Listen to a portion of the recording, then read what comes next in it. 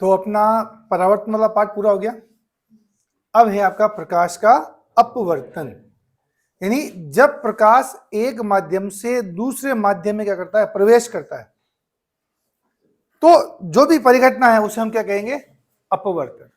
ठीक है, अब बोर्ड पे ध्यान ना देखो, एक बार पहले बार परिभाषा लिखता हूं फिर समझाता हूं। जब कोई प्रकाश की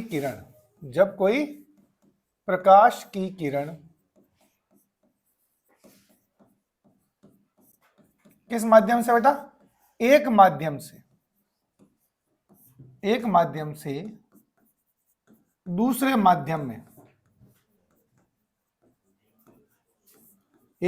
से दूसरे माध्यम में प्रवेश करती है, तो पृथक्कारी तल पर प्रकाश की किरण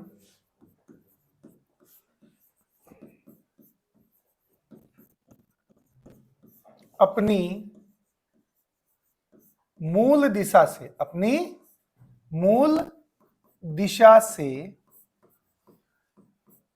क्या हो जाती है बेटा, आपकी विचलित हो जाती है,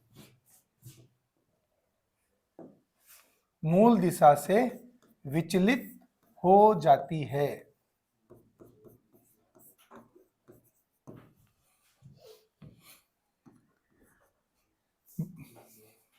दिशा से इस विचलन की घटना को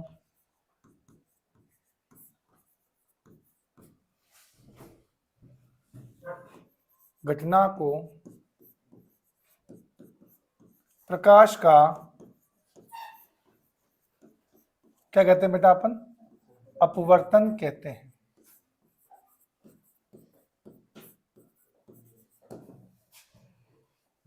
देखो सिंपल, इसको यूं समझो, आप इसे साइकिल चला रहे हो, आप एक रोड पे चल रहे हो और एकदम से बहुत ज्यादा रेत आ गई, तो क्या होगा,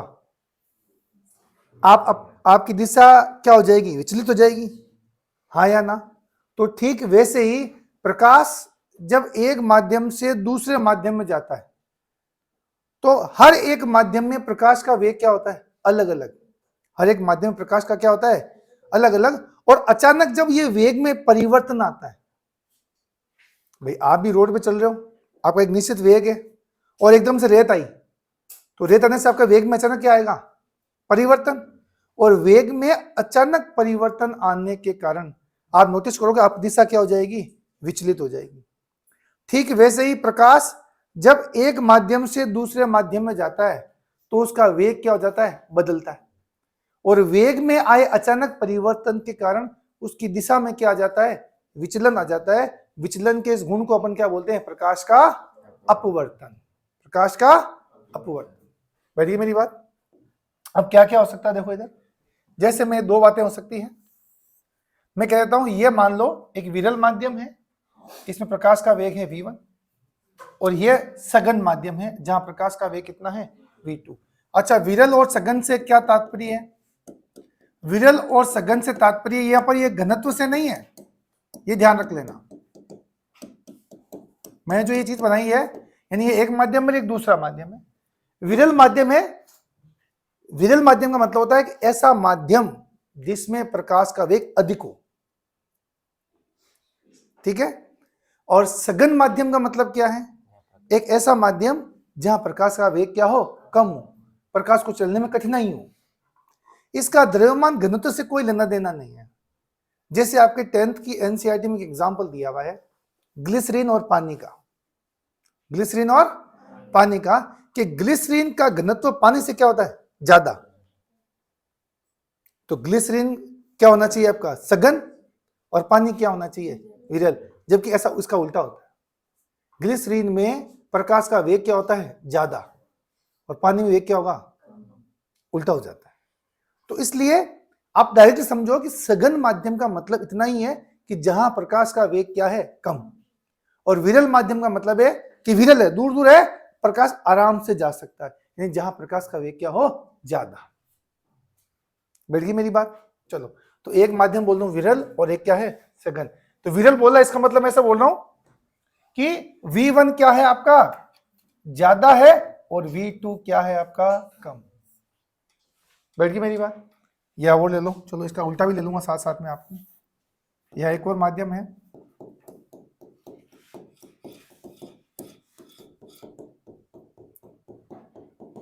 ये माध्यम है 1 और ये माध्यम क्या है आपका 2। ये सघन है और ये क्या है, विरल। सघन है तो वेग क्या होगा, कम, और विरल है तो वेग क्या होगा, ज्यादा। अब मैं क्या कर रहा हूं, मैं प्रकाश को आपतित कर रहा हूं। जैसे मान लो प्रकाश आया, ये है आपका क्या, विरल माध्यम से किसमें प्रवेश किया उसने, सघन। तो बोल रखा है मैंने, V1 क्या है, ज्यादा, यानी ये वाला यहां वेग ज्यादा है, यानी ये है विरल और ये क्या है, तो प्रकाश विरल से किसमें गया, सघन में। तो इसकी दिशा क्या हो जाएगी बेटा, बदल जाएगी। बिना अभिलंब कोई बात नहीं करनी, ये है अभिलंब। उसकी इसकी जो मूल दिशा थी ना बेटा, वो तो थी ये वाली, इसको इधर जाना चाहिए था ऐसे, बट इधर जा नहीं पाएगा। दिशा क्या होगी इसकी, विचलित। अब विचलित होने के लिए दो ऑप्शन है इसके पास, एक ये इधर आए और या फिर ये इधर आए। यदि इधर आता है, इस दिशा में आता है, तो मैं कहूंगा ये अभिलंब की ओर आया, और ये उधर गया, यानी अभिलंब से दूर भागा। समझ में आई मेरी बात? तो यहां से देखो इधर, जब विरल से वो किस में आएगा, सघन में, तो वो मुड़ेगा किधर, अभिलंब की ओर। किधर मुड़ेगा वो, अभिलंब की ओर, यानी ऐसे प्रकाश जाएगा, दिशा विचलित होगी। ये थी उसकी मूल दिशा, उसे मुड़ा है, किधर मुड़ा है ये, अभिलंब की ओर, अभिलंब की ओर। ये भी हो सकता है क्या, देखो इधर, कि ये प्रकाश आया, लेकिन इस बार प्रकाश जो है वो, देखो यहां वेग क्या है, कम। वेग कम मतलब सघन, यहां वेग क्या है, ज्यादा, यानी ये क्या है, विरल। इस बार प्रकाश किसमें किसमें गया, सघन से विरल में। अब जाना चाहिए था इसको कैसे, ऐसे। लेकिन प्रकाश का क्या होगा, अपवर्तन, दिशा विचलन आएगा। दो ऑप्शन है, या तो इधर और या फिर इधर। इस बार ये किधर मुड़ेगा, ऐसे। तो ये जो मुड़ा है, किधर मुड़ा है, अभिलंब से दूर।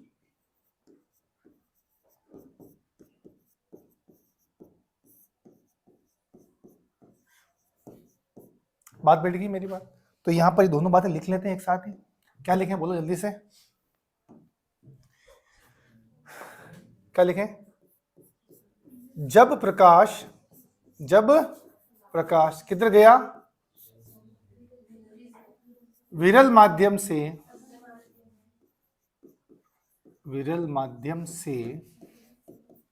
सघन माध्यम में प्रवेश करता है,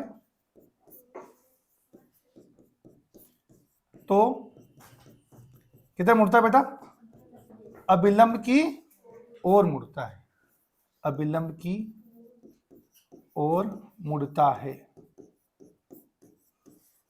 तथा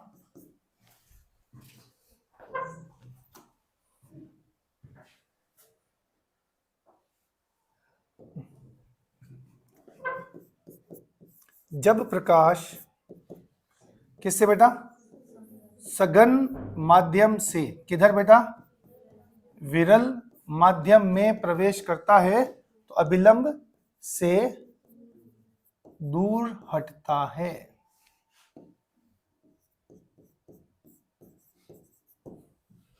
बैठिए मेरी बात? अब इसी पर बेस्ड एक सवाल पूछा गया है बोर्ड के अंदर, इस सिंपल लाइनों से पूछा गया है, जो 10th की बेस्ड थी। क्या सवाल था, देखो इधर, ऐसा माध्यम दिए हुए हैं, ये पहला माध्यम, ये दूसरा माध्यम, और ये तीसरा माध्यम।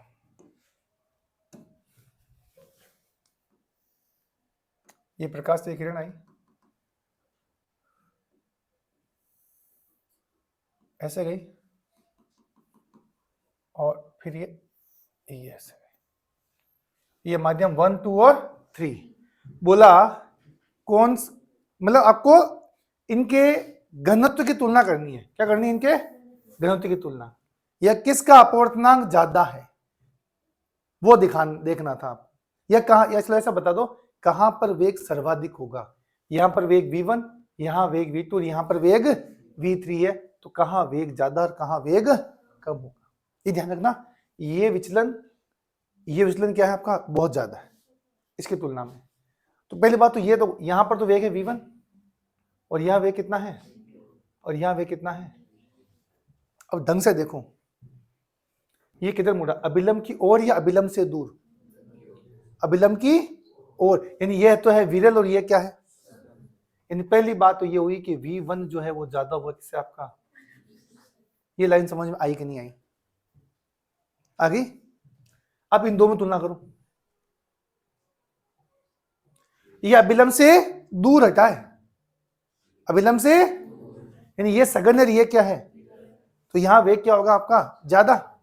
यानी एक और चीज है कि v2 क्या होगा? कम, और v3 क्या होगा? अब इन दोनों में तुलना की बात आ गई थी। ढंग से देखो, विचलन देखो, यहां विचलन क्या है? ज्यादा। भाई देखो 1 और 2 में तो विचलन कम है, और 2 और 3 में विचलन, यानी ये ज्यादा विरल है किसकी तुलना में? इसकी तुलना में। तो आंसर क्या आएगा आपका? v3, फिर v1 और फिर v2। ये मेरी बात समझ में आई कि नहीं आई? आ गई? ये आपके एनसीईआरटी के अंदर पीछे वाला जो ना अभ्यास प्रश्न, उसके अंदर एक सवाल दे रखा है, ये वाला एज इट इज दे रखा है ऐसे। ठीक है, तो लिखने की जरूरत तो नहीं है ना, इसको स्क्रीन पे नहीं डालू ना, इसको आप देख लोगे इसको, तो इसको मिटा देता हूं मैं ना। चलो, अब है अपवर्तन की घटनाएं कुछ। अपवर्तन समझ गए? अब यह है कि अपवर्तन की कुछ घटनाएं।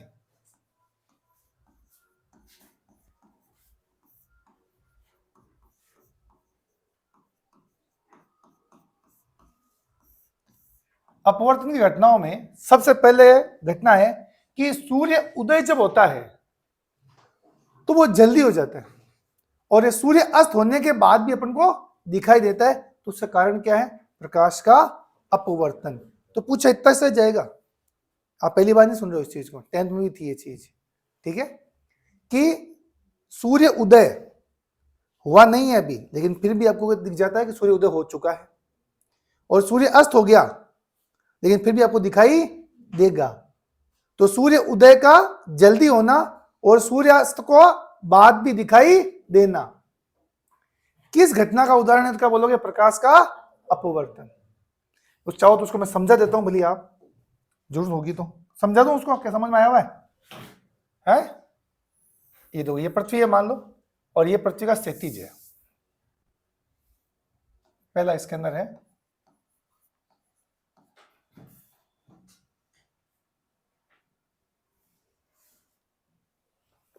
ये देखो, पहले इसको समझा देता हूं एक बार। ये आपका, ये है क्षैतिज, यानी सूर्य इससे नीचे दिखाई दिया तो आपको दिखाई देना बंद हो जाएगा। मान लो सूर्य यहां पे, अब कोई इतना इमोशनल मत हो जाना कि सूर्य तो छोटा बड़ा होता है, पृथ्वी छोटी होती है। अब उस पर तो नहीं जा रहे ना अपन, है ना? ये है आपका वायुमंडल,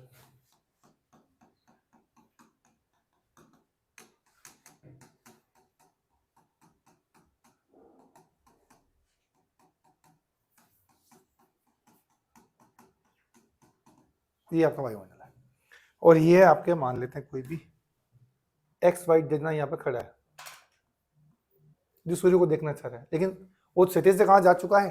नीचे, तो वो दिखाई तो देगा ही नहीं। हो एक सेकेंड, हाँ सर, क्लास चल रही है ना 12th हिंदी मीडियम की।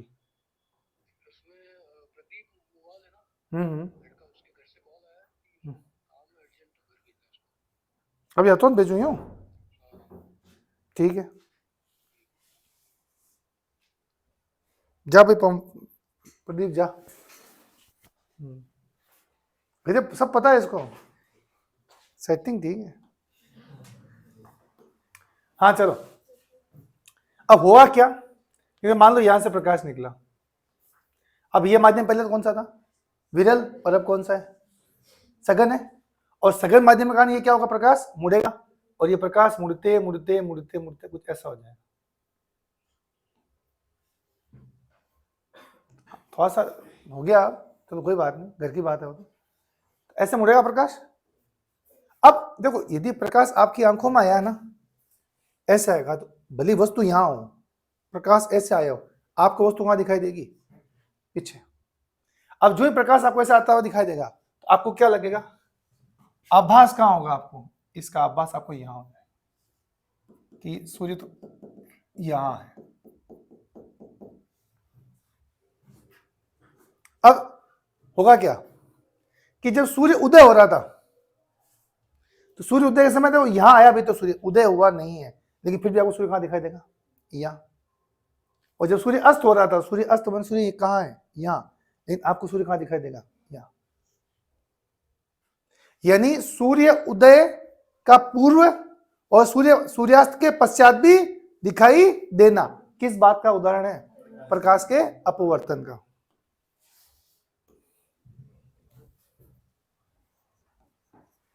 पहला सूर्य उदय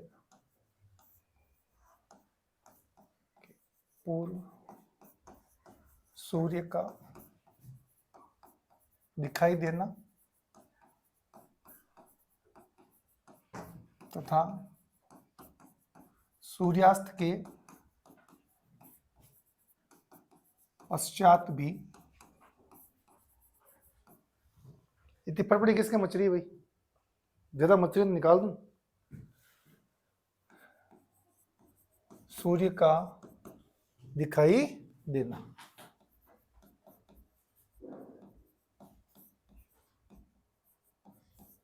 लगभग 1 मिनट का अंतर आता है। कितने मिनट का, बहुत होता है 1 मिनट। कितने मिनट का अंतर आता है, ठीक है। दूसरा एग्जांपल देखो, जो इससे तो बहुत टाइम पास किया अपन ने, दूसरे वाले से,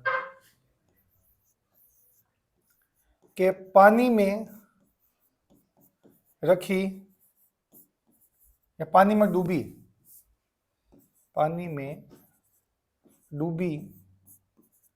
छड़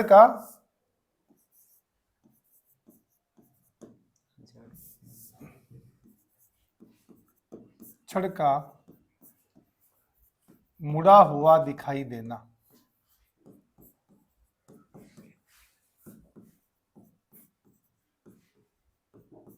ये क्यों दिखती भाई मुड़ी हुई,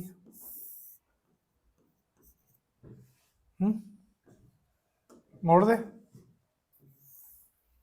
ये मान लो पानी है और ये आपकी छड़ है कोई, जो अपने डुबाना चाहते हो आप पानी के अंदर, अभी तो सीधी दिखाई देगी अपन को एकदम, लेकिन अब इसमें पानी भरो एक बार, देखो जो आपने पानी भर दिया, पानी भरने के बाद क्या होगा देखना, ये वाला हिस्सा तो तुमको नॉर्मल दिखाई देगा।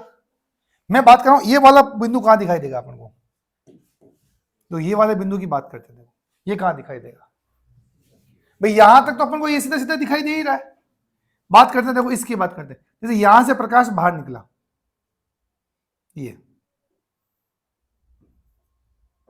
यहां से प्रकाश बाहर निकला, अब प्रकाश यहां से बाहर निकलते क्या होगा, ये कौन सा माध्यम है, सघन, और ये कौन सा माध्यम है, विरल। अभिलंब से दूर हटेगा प्रकाश,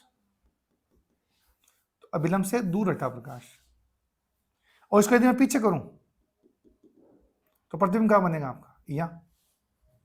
यानी एक्चुअली जो छड़ ये वाला पार्ट पानी के अंदर डूबा हुआ ना, ये आपको छड़ कहां दिखाई देगी, आपको ये यहां दिखाई देगी आपको, कुछ ऐसे। भाई सारे बिंदु बनाने से रहा ना, मैं तो एक बिंदु बना सकता हूँ, एक बिंदु कहां दिख रहा है, ये मतलब बाकी बिंदु भी कहां दिखाई देंगे, ऊपर। यानी छड़ यहां से यहां तक तो यहां दिखाई देगी, और उसके बाद में छड़ ये ऐसे दिखाई देगी आपको, तो आपको लगेगा छड़ क्या हो गई है, मुड़ गई है। कारण समझ में आ गया आपको, यहाँ पे एक और देख लेते हैं। तीसरा क्या है, तीसरा है पानी में डूबे सिक्के का ऊपर उठा दिखाई देना।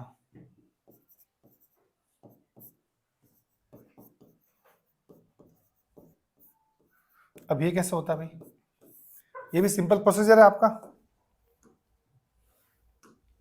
ये कैसा दिखाई देगा? ये मान लो अभी पानी भरा ही नहीं अपन ने, तो ये तल अपन को ये दिखाई देगा नहीं देगा? एक मिनट, तो आपको ये तल दिखाई देगा आपको? ये मान लो सिक्का है, ये लो 10 का सिक्का जो आजकल कहते हैं मैं लेता, हम चलता नहीं है, वो वाला इसमें डाल देते हैं।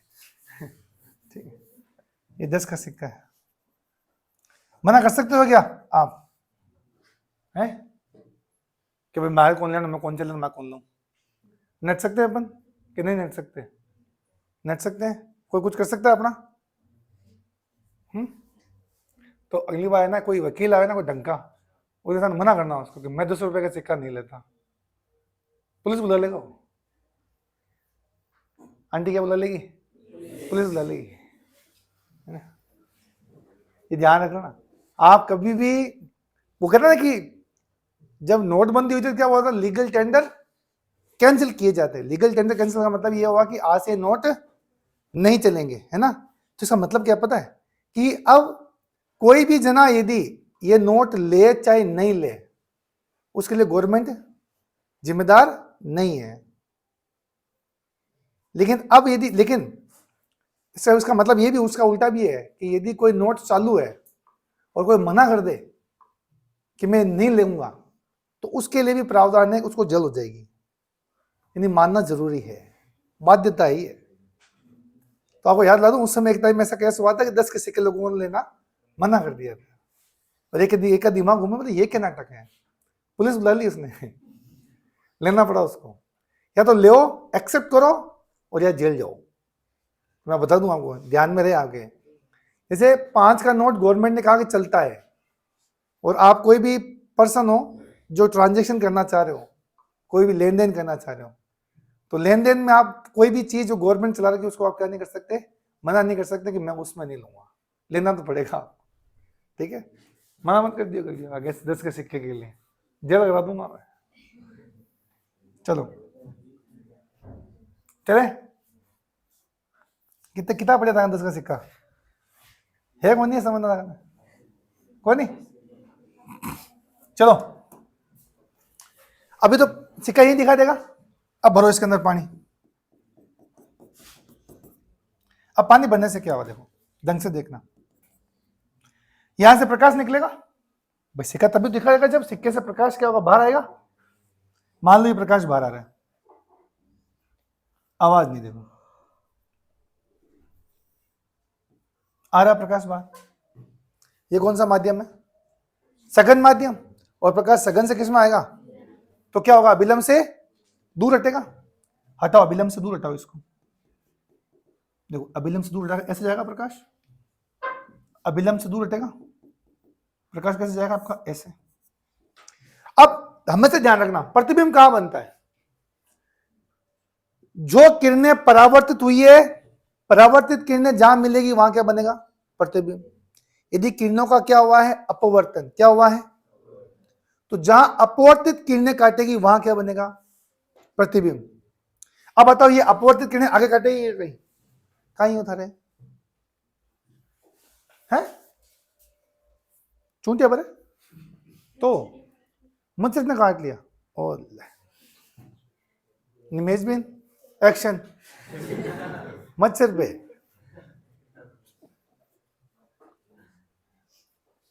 अभी मच्छर काट रहे हैं, यहाँ पे होना ही नहीं चाहिए। कोई बात नहीं, कोई बात नहीं, ध्यान दो यहाँ पे। तो अब हो क्या रहा है? आगे जाके तो प्रकाश कहीं काटेगा नहीं ना, क्या करना पड़ेगा उसको? पीछे करो, पीछे करो। तो ये कहां काटेगा? यहीं काटेगी। तो ये प्रतिबिंब कहां बनेगा? अब यहां। वो प्रतिबिंब कहां दिखाई देगा आपको? यहां। सिक्का था कहां? यहां। और सिक्का कहां दिखाई देगा? यहां। इसी वजह से बहुत सारे बच्चों की जान चली जाती है, बाल्टी मूंदे हो जाते, पता ही नहीं पड़ता, फंस जाते बेचारे। कोई तो उसमें टैंक में गिर जाता बहुत बार। जी क्यों? क्या कह रहे हैं? ये तो काम क्या है, तो कोई पूछा क्या? ठीक है, कौन है इसमें जरा? या कुछ ना कुछ ले रहा है, जिम में है और कुछ नहीं है, सब जानो। हाँ, ये सिक्का कहाँ उठाई देगा आपको? ऊपर दिखाई देगा आपको, ठीक है। तो ये सारे क्या आपके पास अपवर्तन की घटनाएं हैं। एक और है आपके पास पार्श्विक विस्थापन। लास्ट कौन सा बचता है आपका? पार्श्विक विस्थापन। हाँ हाँ, ये पढ़ा के छुट्टी कर देंगे वाह। अब पक्का कैसे होता होगा? चलो पार्श्व विस्थापन में कल पढ़ा देंगे बस। चलो कल यहीं से स्टार्ट करेंगे।